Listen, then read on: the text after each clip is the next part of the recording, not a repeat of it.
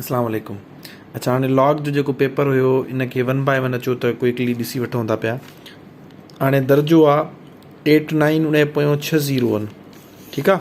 चए थो इनखे साइंटिफिक नोटेशन में लिखिणो आहे। हाणे साइंटिफिक नोटेशन में तव्हांखे ख़बर आहे त ॾाई हिकु अंग खां पोइ ईंदी आहे, सो हिते ॾाई ईंदी हिते, इहा ॻाल्हि त तय आहे। हाणे ॾाई हुई किथे, ॾाई जेकॾहिं न ॾिनल हूंदी आहे अंडरस्टूड हूंदो आहे आख़िर में हूंदी आहे हिते हुई। सो हिन घणा जंप खाधा, 3 0 3 6 ऐं हिकु हे बि खाधे 7। सो बेसिकली हे थींदो 8.9 × 10⁻⁷। ठीकु आहे। हाणे इहो ऑप्शन्स में हुयो ई न, मूंखे ॾियणु विसरी वियो, ग़लती करे हिते जेको आहे ॾियणो हुयो पर न ॾिनुमि। सो तव्हां मुंहिंजो बि कंहिं बि नोटिफाई न कयो त सर हिन में करेक्ट ऑप्शन त आहे ई न, तक़रीबन सभु हिन खे टिक करे आओ। ॾिसो हे आहे एक्सपोनेंशियल फॉर्म। एक्सपोनेंशियल फॉर्म जो मतिलबु हूंदो आहे तव्हां हिन खे घटाए करे ऐं 10⁻⁴ में लिखो। जेकॾहिं एक्सपोनेंशियल फॉर्म चयल हुजे पोइ त सही आहे। साइंटिफिक नोटेशन में ॾाई हमेशह हिते ईंदी। हाणे इन जो मतिलबु आहे हिते ॾाई तव्हां हिते रखी आहे, 2 अंगनि खां पोइ रखी आहे, इहा साइंटिफिक नोटेशन न आहे। हा एक्सपोनेंट वारे फॉर्म में हिनखे खणी आया हो 10⁻⁶ वारे में, पोइ सही आहे। बाक़ी जेकॾहिं ऑप्शन न ॾिनल हुयो त उन हिसाब सां बहितर ऑप्शन इहो आहे, इहो खणी तव्हां चई सघो था पिया। पर अगेन इहो साइंटिफिक नोटेशन न आहे, करेक्ट ऑप्शन हिननि में हुयो ई न, कंहिं बि नोटिफाई न कयो। हाणे चऊं था log to base 3 of 27 = 3। हाणे सभिनि खां पहिरियों त असां लिखणु सिखूं त हूंदो छा आहे। लॉग में हे तव्हां ज़हन में रखी छॾियो, पोइ तव्हांखां ग़लती न थींदी कॾहिं बि। हाणे तव्हां हिनखे कीअं लिखंदव, हिन में लिखंदव, हिते लिखंदव बेस, हिते लिखंदव एंसर ऐं हिते छा लिखंदव पावर। यानी इन जो मतिलबु आहे लॉग जे हितां हेठि जेको नंबर हूंदो आहे, मिसाल लिखूं था हे 4 आहे त इहो हिन जो बेस हूंदो, हिते हुनजो थींदो एंसर ऐं हिते छा लिखिबो आहे, हिन जॻह ते लिखिबो आहे पावर न, सो हिते ॾिसो पावर हिन जो अची वेंदो। ठीकु आहे। सो इनखे तव्हां ज़हन में रखी छॾियो। हाणे असांजो हुयो log 327 = 3। हाणे हिन जो मतिलबु आहे जेको हे आहे इहो असांजो बेस आहे। हिन जो मतिलबु आहे हे 3 हीअं रखंदासीं, हे असांजो छा हूंदो आहे पावर, तव्हांखे मथे लिखी आयो आहियां हिते। सो हे हिते पावर मिली वेंदो ऐं हे छा हूंदो आहे एंसर। एंसर जो मतिलबु आहे हिननि ॿिन्हिनि जो जवाबु आख़िर में एंसर हे ईंदो। हाणे तव्हां ॾिसी सघो था 3 जे मथां पावर 3 आहे, सो हे थी वेंदो 3 × 3 = 9 ऐं 9 × 27। सो हे ॿई साइडूं बराबरि थी वियूं। इन जो मतिलबु आहे हे असांजो ऑप्शन सही आहे। हाणे 3 × 3 = 27 असां जेकॾहिं गौर कंदासीं ऑप्शन बी इज़ करेक्ट। ठीकु आहे। इहो असांजो ऑप्शन बी में ॾिनल हुयो। अहिड़े तरीक़े सां if log of 625 to base a = 4। हाणे हिन जो मतिलबु आहे हे असांजो बेस आहे, हे असांजो फाइनल एंसर आहे, हे असांजो पावर आहे। सो असां हिनखे छा लिखंदासीं a⁴ = 625। ठीकु आहे। ईअं लिखंदासीं न, छाजे करे हाणे हिन में ॾिसो हे जेको आहे छा आहे बेस। मां हिनखे हिन में छा रखियो आहे, बेस रखियो आहे। हे तव्हांखे मां ॿुधायमि त बराबरि जे हिन पासे लॉगरिथमिक फॉर्म में जेको हूंदो आहे इहो पावर हूंदो आहे। सो मां ए जे मथां पावर 4 खणी वियुमि। हे जेको हूंदो आहे हमेशह एंसर हूंदो आहे, सो एंसर अची वियो। हाणे ए जी वैल्यू फाइंड करणी आहे, हिते मां मथां पावर 4 आहे, सो हिन वारी साइड खे, हेॾो वारी साइड खे बि असां पावर 4 वारी फॉर्म में बदिलाईंदासीं। सो a⁴ = हाणे छा थींदो 5⁴। हाणे कीअं ख़बर पवंदी, तव्हां हिन जा जुज़ा कढंदव। ठीकु आहे। हाणे 5⁴ जेकॾहिं मां हिते सॉल्व कयां त हिन जो मतिलबु आहे 5 × 5 × 5 5 × 5 25, 25 × 5 125, 125 × 5 625 थी वेंदो। सो हाणे जॾहिं 2 साइडूं बि बराबरि आहिनि, ठीकु आहे, जीअं अक्सर तव्हांखे मां एग्ज़ाम्पल ॾींदो आहे, हे 2 साइडूं बराबरि आहिनि, हिकिड़ी माउ आहे हुन सां गॾु ॿार आहे, हे माउ आहे हुन सां गॾु ॿार आहे। जेकॾहिं असां चऊं था हिननि ॿिन्हिनि जो कलेक्टिव वज़न हिकु जेतिरो आहे, हाणे माउ जो वज़न असां ॿुधायोसीं 80 किलो आहे, हिते बि 80 किलो आहे। ठीकु आहे। सो ॿारनि जो वज़न छा थींदो, ऑटोमेटिकली पाण में बराबरि थी वेंदो। या जेकॾहिं हिते माउ जो वज़न ख़बर न आहे, हिते असांखे चयल आहे हे बि 10 किलो, हे ॿार जो बि 10 किलो, ॿारनि जो वज़न सेम आहे, हितां हिन जो वज़न 80 आहे त हे बि अंडरस्टूड आहे हिन जो वज़न बि छा थींदो, छो यानी बेस सेम हूंदा। जॾहिं 2 साइडूं बराबरि आहिनि, उन जा पावर बि सेम आहिनि, त उन जा बेस ऑटोमेटिकली बराबरि थी वेंदा। या तव्हां हीअं कंदो, हे हिन सां कैंसिल करे छॾंदो, a = 5 बचंदो।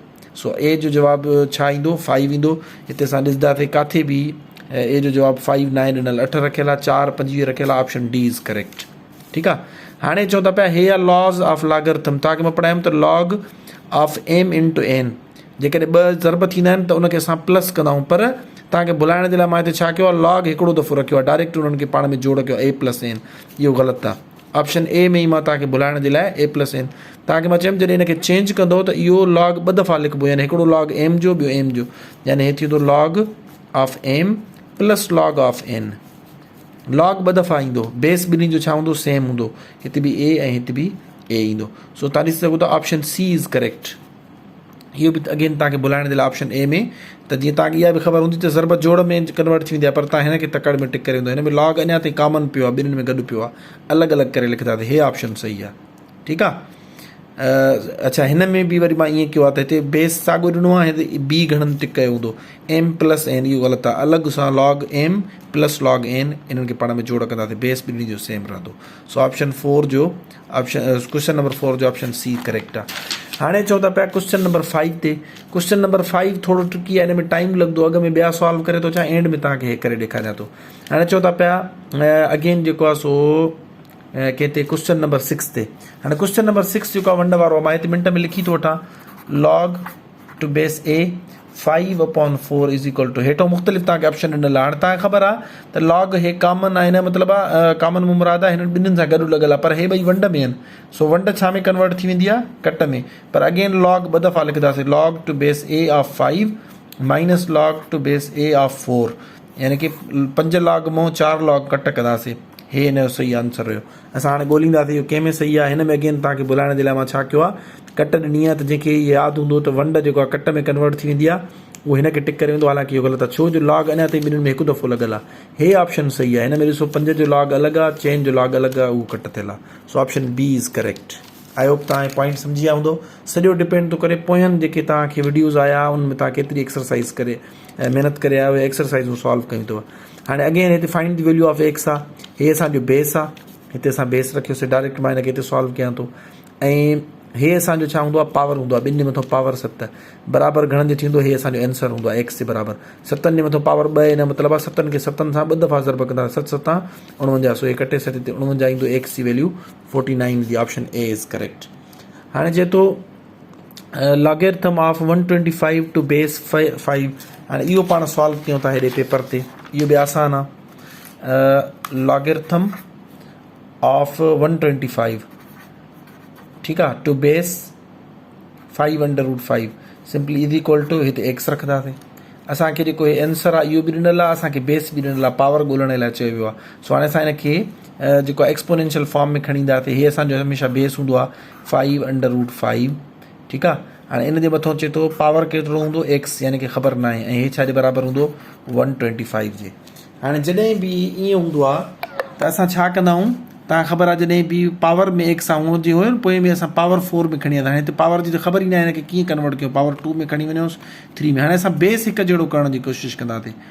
हाणे बेस हिकु जहिड़ो कीअं थींदो, 5/√5 इज़ इक्वल टू, हिन खे अंडर रूट वारी फॉर्म में खणी ईंदासीं। हाणे ॾिसो हिन जो तरीक़ो छा आहे, 125 जा तव्हां जुज़ा कढंदो, 5 जो खोड़ो घणा दफ़ा वेंदो, 2 दफ़ा, 2 बची पवंदा 25, वरी 5 दफ़ा, वरी 5 जो खोड़ो 5 दफ़ा, वरी 5 जो खोड़ो 1 दफ़ो। हाणे हिन जा जुज़ा कहिड़ा आया, 5 × 5 × 5। हाणे हे त 2 दफ़ा आहे त इहो 5 ॿाहिरि अची वेंदो, हे 5 जेको अंदरि ट्रेप थी वेंदो, सो कटे सटे थी वेंदो 5/√5।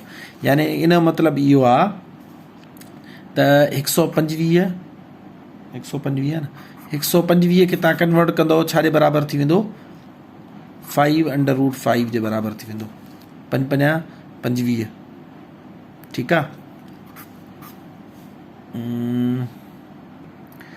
अच्छा, हिन खे असां कन्वर्ट कयोसीं। हाणे 125 खे 5/√5 कीअं लिखंदासीं, ज़ाहिरी ॻाल्हि आहे, हिन जो ॿियो मूल कढियोसीं न, ठीकु आहे। यानी कि असां हिन खे नंढड़ो करे खणी आयासीं, ॿियो मूल कढियोसीं, सो असां हिन खे पावर ॾींदासीं। माना जीअं मिसाल हुजे 36 लिखूं, उन जी जॻह ते तव्हां 6 कीअं लिखंदासीं, हे 2 साइडूं 2 पासा बराबरि त न थींदा न। हा, असां हीअं लिखी सघूं था, ऐं चवंदासीं जेकॾहिं 6 जो असां स्क्वायर कयूं त हे वापसि बराबरि। हाणे ॾिसो असां जेकॾहिं 5/√5 जो स्क्वायर कढंदासीं त वापसि बराबरि हिन थी वेंदो।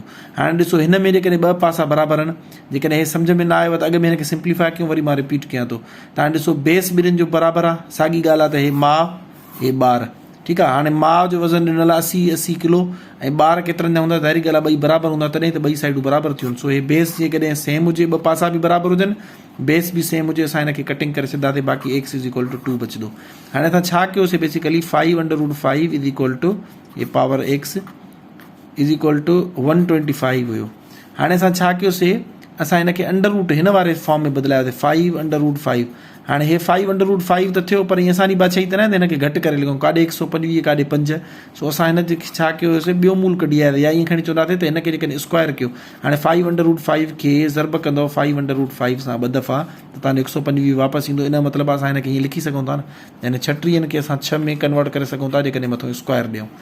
ॾिसो 5 5 सां ज़रब थींदो 5 5 25 ऐं हे √5 सां ज़रब थींदो सो √5 जॾहिं 2 दफ़ा ज़रब थींदो आहे त छाजे बराबरि थींदो आहे 5 जो छो अंडर रूट में 2 दफ़ा आहे न हिकु दफ़ो ॿाहिरि कढंदासीं त हाणे 25 दरमियान 5 125 ॾिसो वापसि अची वियो सो असां 125 खे हिन फॉर्म में खणी आयासीं कहिड़े अंडर रूट वारे फॉर्म में मथां स्क्वायर ॾिनोसीं हाणे हिन जे मथां पावर x आहे हिन जे मथां सॉरी हिते x ईंदो हिन जे मथां पावर स्क्वायर 2 आहे हे ॿई कटिजी वेंदा त बाक़ी पावर ऑटोमेटिकली पाण में बराबरि थी वेंदा x = 2 सो ऑप्शन कहिड़ो करेक्ट आहे असांजो ऑप्शन कोई हिन में हुयो ई न ऑप्शन डी नन ऑफ दीस थींदो ऐं सही जवाबु छा थींदोसि हिन जो 2 थींदो ठीकु आहे आई होप तव्हांखे हे बि सम्झ में अची वेंदो हाणे चवंदा पिया क्वेश्चन नंबर 9 ते क्वेश्चन नंबर 9 तव्हांखे मां पढ़ाया आयुमि कंहिं स्टूडेंट चयो सर हे शायदि असांजो नाहे पढ़ियल तव्हां पहिरियां मुंहिंजा लेक्चर ॾिसजो उन में तव्हांखे मां ॿुधायुमि त नेचुरल लॉग 2 लॉग हूंदा आहिनि हिकिड़ो हूंदो आहे कॉमन लॉग ऐं ॿियो नेचुरल लॉग में हमेशह जेको बेस हूंदो आहे उहो ई हूंदो आहे ऐं कॉमन लॉग में हमेशह जेको बेस हूंदो आहे उहो 10 हूंदो आहे